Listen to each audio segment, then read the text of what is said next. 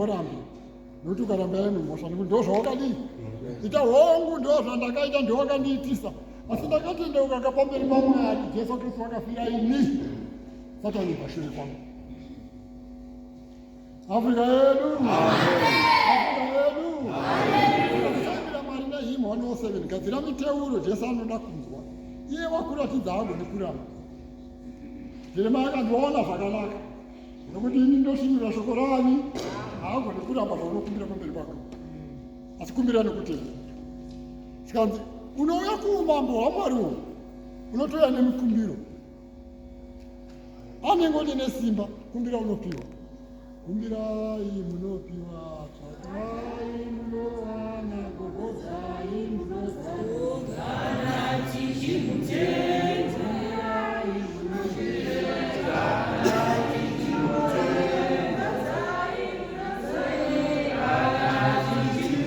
unouya kuumambo unouya nemukumbiro.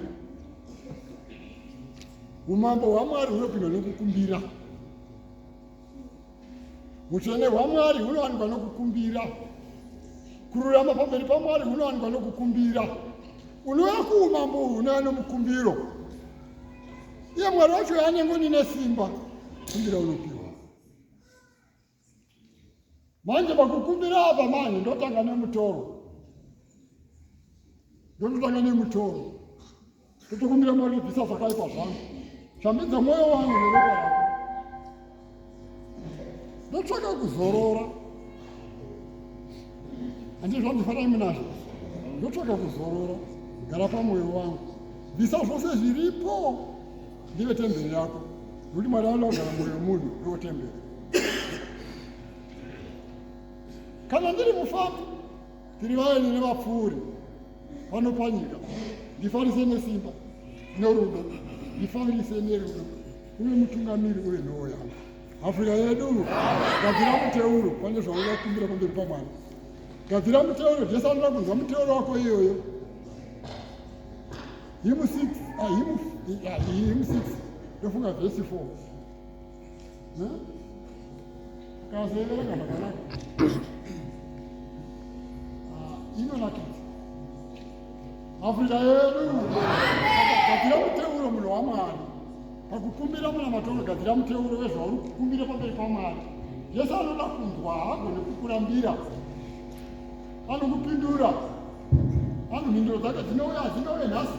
Dzinouya anokupindura. Nokuti mhinduro dzaMwari ihongu nemunhu yose. Afrika yose inokupimbire Mwari neyo.